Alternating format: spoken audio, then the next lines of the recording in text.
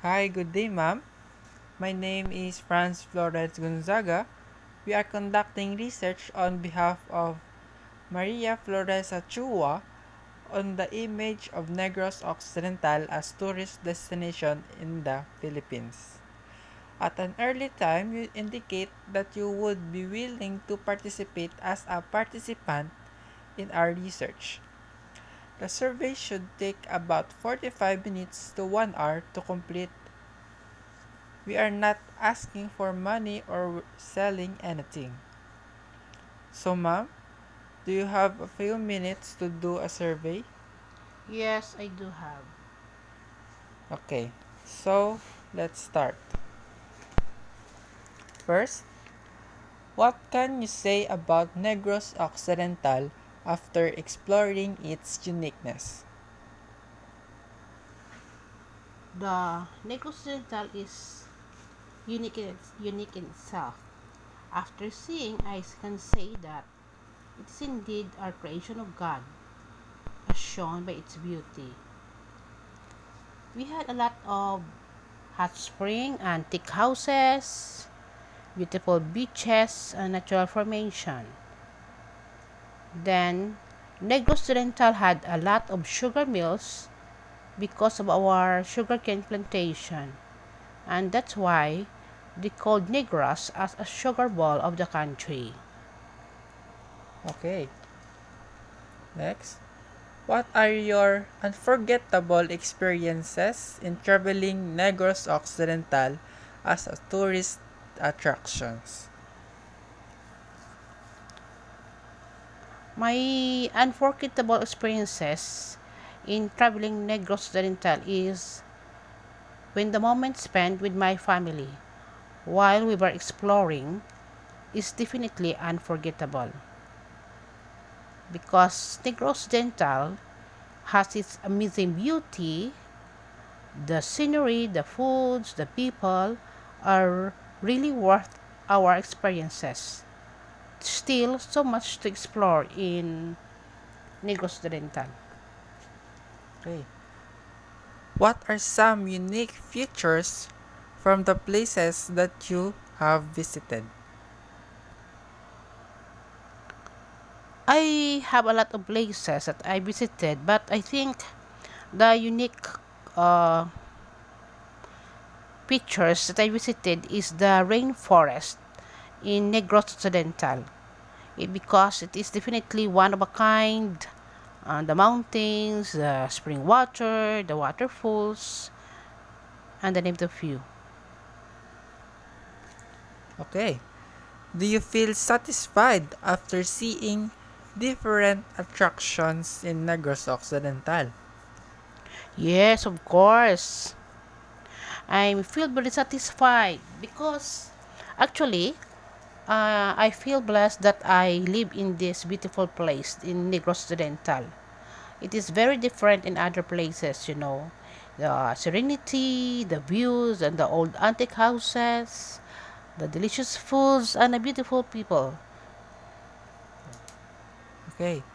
For your own opinion, what are the things that need to be improved in the tourism of Negros Occidental? I think, in my own opinion, there are many things that to be improved.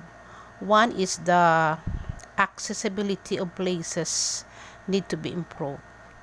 The tourist attractions are need to be maintained and preserved for the future generations and other tourists to come and to find new attractions again to develop the places. Okay. What urges you to travel Negros Occidental? Actually, my family and my fellow teachers urged me to travel Negros Occidental because they say that Negros Occidental is a very good place, beautiful place. Cultivating the beauty with its nature definitely captures my heart.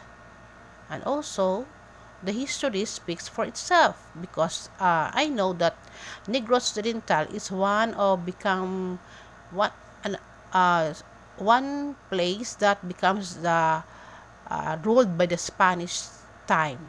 And they say that the arts culture will excite the tourists and more interested in also Negros Occidental. Okay. As for traveling the places of Negros Occidental, does it cost you so much? Actually, if you travel in Negros Occidental, it's not so costly because the traveling expenses are not expensive. The big although the Negros Occidental is a big place from north to south, it's a big place, so you will spend more cost to travel. But other expenses like accommodations and mga entrance fees are also included in your traveling expenses. Okay. Do you think Negros Occidental can compete with other places? Yes, definitely. I think so because Negros Occidental can compete with other places because the place itself is unique. The foods and the natural beauty can make you mesmerize. The capital city of Negros Occidental is the Bacolod City, and it is highly known as the highly urbanized city and one of the most livable city in the Philippines. Okay. Do you think people in Negros Occidental are hospitable and friendly? In my experiences, I have a lot of people to meet. So I think people in Negros Occidental are hospitable and friendly because the Bacolod City is called City of Smiles. That means the people are approachable, hospitable, and also the tone of the people when they speak can attest that they are friendly. I'm a Bacolodon also, and I can prove to that. What are some of the best travel locations that most people have not heard of? There are a lot of travel locations, but as far as I can remember, the the falls in Kabangkalan, it is called Mag-Aso Falls as one of the most best travel locations that most people have not heard of since it is located near the mountains. I like the falls, very nice, and the falls are very breathtakingly beautiful. The atmosphere is really relaxing. It's a perfect place for a family get together. Okay, next question. What are the tourist attractions that you have visited in Negros Occidental? I already visited lots of tourist attractions in Negros Occidental, but I love to travel.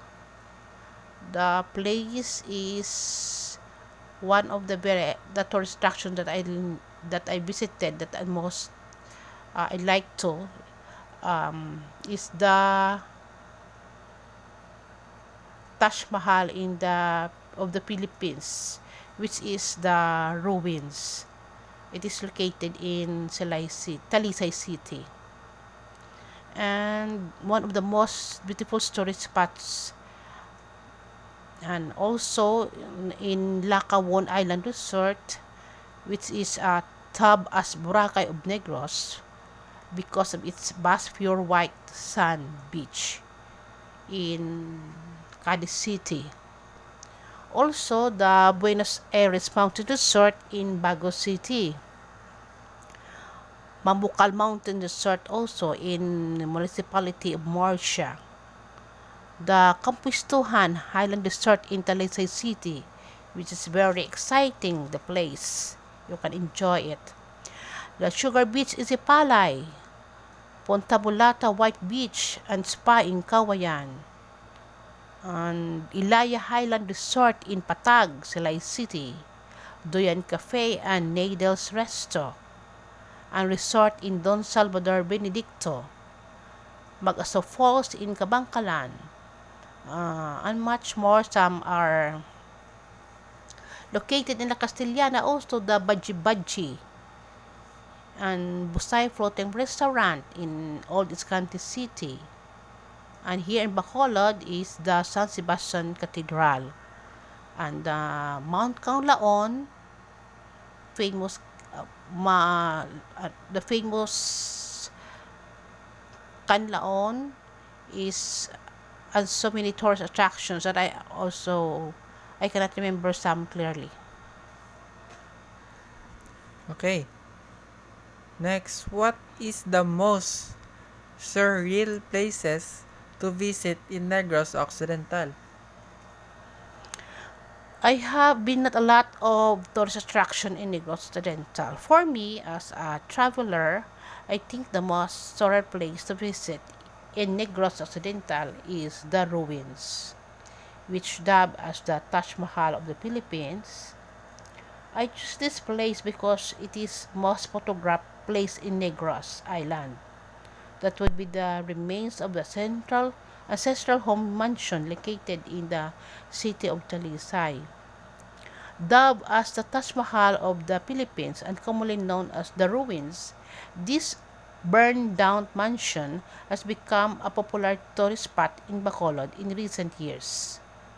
Hundreds of people from all over the country visit this plantation. I think this is more of 442 hectare plantation, no? Every day just to snap a picture in front of this once grand mansion owned by the wealthy family of a sugar baron in the early 1900s. And it is not just a beautiful mansion, it also a bittersweet as sweet historical background which make it stand out from other ancestral mansion, and it became one of the famous tourist attraction in Negros Occidental. Okay.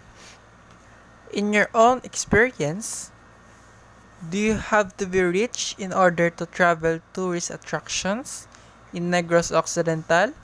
Why?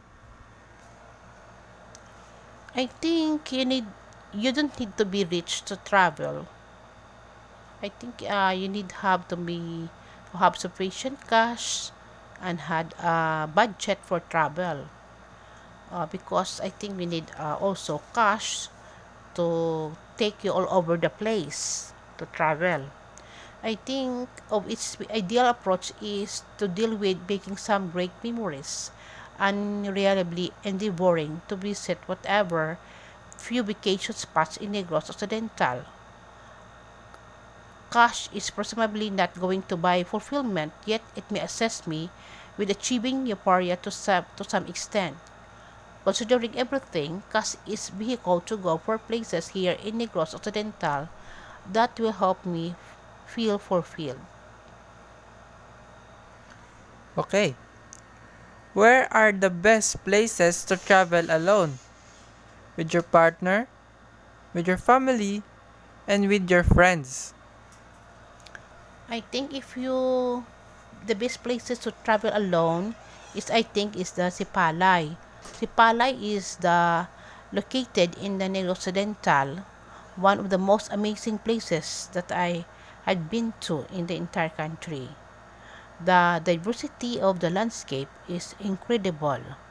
You can find limestone mounds that are normally associated with Bohol, just like Bohol, which can be found in the water just like 100 islands, or on the land just like Bohol. There are also some spectacular limestone caves full of mystery and intrigue. There are white sand beaches of Pontaballo and Sugar Beach. You will also find many tiny islets that are fantastic for island hopping. There are also limestone cliffs of Palawan, and to top it all, some of the most amazing sunsets you ever see, which make it an amazing place to travel by yourself. As for the couples, I think I suggest the ruins is the perfect place for them to visit. The ruins in located in Talisay City, the history tells a story of overflowing love meeting a series of tragic events, and still overcoming the test of time. In fact, the love story is built into the architecture of the said place. The M-shaped arches, which stand for Mariano, the sugar baron who built the house as an emblem of his love for Maria, can be seen by side all around the mansion's exteriors. When you visit them, take note that the best time to see the true beauty of the place is during the sundown until night time, when the lights around the mansion come bright. I do believe that the best place when you are with your family is also, I suggest the Bantog Lake Ranch. The car running away from the noisy city center and finding a place to find solace is more comfortable with the presence of the Bantog Lake Ranch. You like to have a picnic with the family in the place are genuinely magical.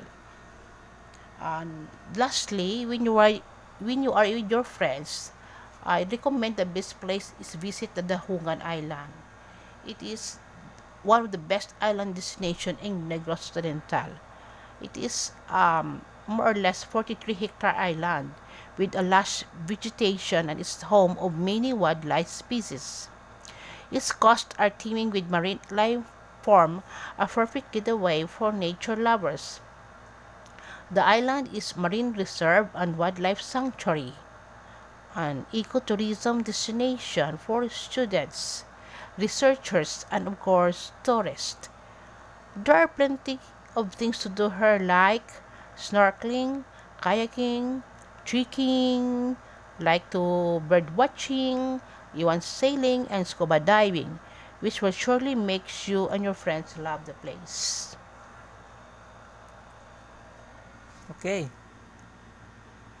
Is Negros Occidental a good travel destination? Uh, as a traveler and I think Negros Occidental is a very good travel destination. I attest to that because I can proudly say that is indeed a good travel destination because the province occupying the northwestern half of Negros Island, abundant in both sugar and tourist spots. It is known as the Sugar Bowl of the Philippines, for it produces more than half of the sugar output of the country. Aside from that, with the abundance of tourist spots like heritage sites, islands, sandbars, white beaches, and mountain resorts, it is considered as one of the tourism hub in Visayas. Okay. What's the one meal that a tourist shouldn't miss if he or she is in the Negros Occidental? One meal that the tourists shouldn't miss is I recommend the chicken inasal, the famous chicken inasal. They say that the tourists never step foot in Negros Occidental if they haven't tried the local chicken inasal, which can be found only in Bacolod City. You know its uniqueness because it very tastes like uh, because they uses the special marinade to marinate to baste their chicken and it's cooked in open flame. One of the best chicken inasal you can see in Bacolod City. Okay. What's the best city in Negros Occidental? The best city, I think, in my own of seeing and appreciating my surrounding, I think the best city in Negros Occidental is the Bacolod City. The Bacolod City is the capital city of Negros Occidental and it also known as the City of Smiles. And also um, famous and colorful, vibrant Mascara Festival, which celebrate every October of the year. It offers rich experiences in culture, food, fun, and is said to have ideal combination of urban progress and country charm. It further boasts of a rich history, scenic environment, and hospitable community. There are many reasons to love Bacolod, although Bacolod is the second to Cebu in terms of population in the Visayas. The city has also have a low crime rate and manageable traffic conditions. Like much of the Philippines, weather can be hot or cold, but Bacolod rarely suffers from natural calamities such as earthquakes, storms, and floods. When it does, the damage is not usually lasting. Okay. What are the most beautiful beaches here in Negros Occidental? For me, because I visit the place already, I can find the most beautiful beaches in Negros Occidental is it in Sipalay City and the Lacaon Island in Cadiz City. Very nice the place because they really reserve the place, the cleanliness, and even though it is pandemic time, the tourist has time to go back there. Sipalay beaches and Lacaon has very diverse landscape and white sands, lagoons and mangroves, but most notably are the friendly local theirs. Their hospitality and being friendly are one of the reasons why tourists go there. Okay. Next. What are the factors need to be improved in terms of traveling in different places here in Negros Occidental? I think the factors that need to be improved in traveling in different places of Negros, based on my travel experiences, I believe there are no factors that need to be changed in terms of getting from one location to another in Negros. It is always our responsibility to prepare our belongings and make all necessary arrangements, such as paperwork, reservation, and the amount of money we will spend when traveling. Following such good plans, the journey to your desired location will be smooth and hassle free. Okay. Next question is Negros Occidental tourist attractions are worth to share or introduce with other people? Why? Yes, indeed. Negros Occidental tourist attractions are worth sharing or introduce to other people because I really experienced this place, so I like to share them also to them. Every time I travel with my friends and family, the Negros Occidental tourist attractions never fails to provide me with the wonderful and unforgettable experiences. It would be good to share and show the tourist attraction to others so that they can have once in a lifetime experience and cross another item off their bucket list. Okay, ma'am. Are you planning to travel again after this pandemic? Why? Yes, I want to travel again after this pandemic because I really like the place. Indeed, after this pandemic, although it making us difficult for us, but we are and we feel feeling anxious. But after pandemic, we owe to ourselves our loved ones to take a break. If we want to travel, we should not restrict ourselves, but we should prioritize our safety above all else to ensure that we enjoy every second of our trip. Okay. What place in Negros Occidental did you last visited before the pandemic started?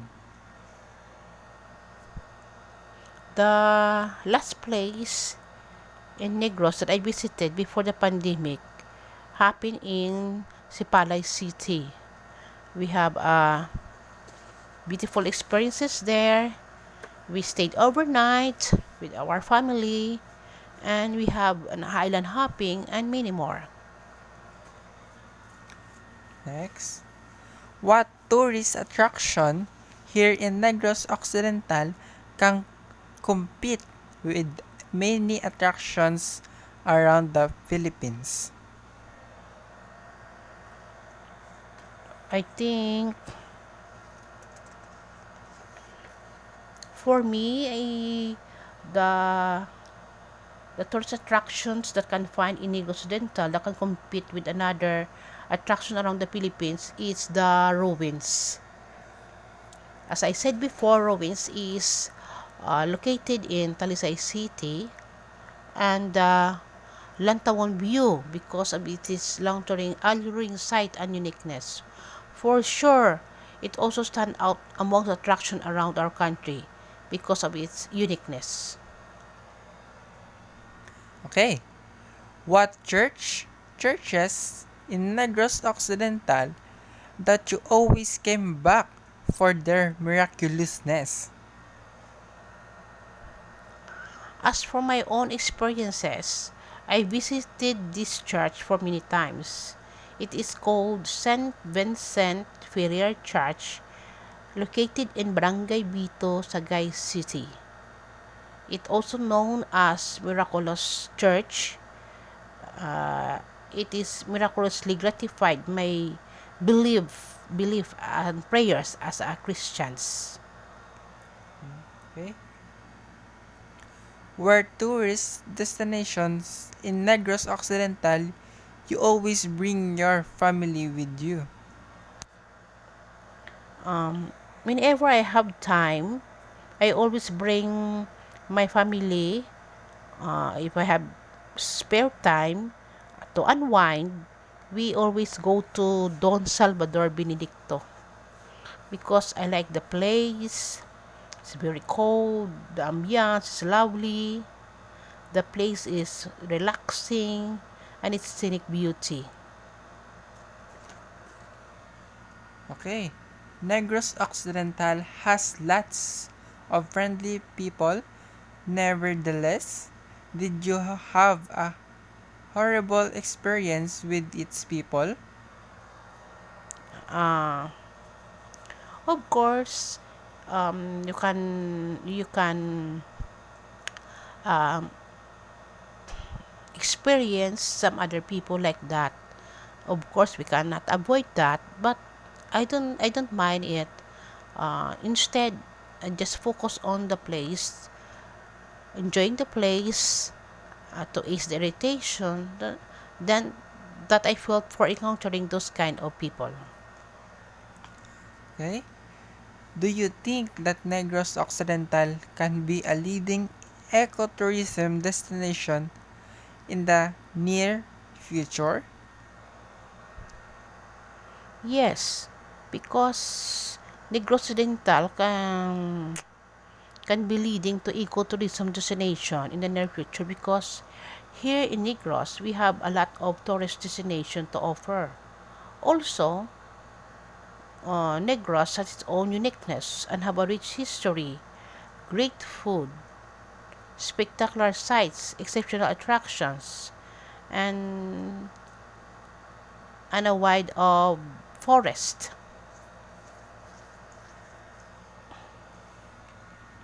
Okay. What are your top 5 favorite places in Negros Occidental? If I choose five favorite places in Negros Occidental, I think my first priority or first stop is my top priority is the Taj Mahal in of the Philippines, which is called ruins. The ruins is also, as I said, it is located in Talisay City. Second is the Sipalay City because of its beautiful beaches and nice to have an island hopping and a lot of caves. And the third one is the Lantawan view. Fourth is the St. Vincent Ferrer Church in Barangay Bito, Sagay City. And lastly is the Don Salvador Benedicto. Okay. When you first hear the word Negros Occidental, what come into your mind first? When I first hear Negro Occidental, all that comes to my mind before I visited that place is boring. That the place Negros is old, that there is no good in that place. But I was wrong. I was wrong differently. The place Negros Occidental is one of the most special places that I have ever been. All the people that you meet are approachable and charming. The so many tourist spots is also unique that you will never see in other tourist spots places. Okay. What is your first impression about Negros Occidental? My first impression about Negros is that the place is exciting, full of history and mystery, and I cannot wait to explore the places. Okay. Next. What do you think nudges tourists to travel back to Negros Occidental? I think people visit Negros Occidental mainly because of its natural wonders. Sure, you can find lots of them in different parts of the country, but Negros Occidental, to be exact, is something unique and not known yet, which urges them to explore more of it. Okay. What local foods do you recommend for new tourists to travel here in Negros Occidental? We have a lot of local foods to recommend to new tourists because Negros Occidental is a lot to offer, like seafoods. Seafoods are very rich. Chicken inasal, the famous chicken inasal Bacolod, that you like to experience here in Bacolod to eat. I also recommend a personal favorite which is fresh lumpia. That is a special delicacy in Silay City. Also, Buko Pie in Milas, located in Hinigaran. Piaya by Bongbongs in Bacolod City. Also, dried fish in Cadiz City. Very popular the dried fish. And puto in Manapla. Also, sardines, bangus in Victoria City. And also, talaba or oyster in Hinigaran. One of the best uh, foods that I recommend for the new tourist. Okay. Next. Have you ever experienced being present to a festival here in Negros? If yes, what can you say about their different celebrations here?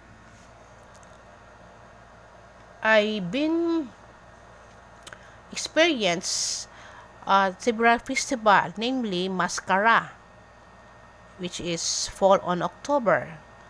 Panaad, fall on April. Hugyao Kanselay, Bacolod Chat, that is Chinese New Year. Ogyunan, Feast of San Sebastian in January, and other more. I can tell that different cities from Negros Occidental are very unique in their own way, and each has different stories to tell. One thing I admire the most about this different celebration are their richness in culture. That's why if you come here, experience the other festival in Negros, and yet you can see the calendar to see what other festivals that you can want to experience more. uh, to see the beautiful festivals around the Negros Occidental. It's very fun, very beautiful, colorful. You can enjoy it very much. Next question. Have you ever experienced culture shock? I have been culture shock once as far as I can remember.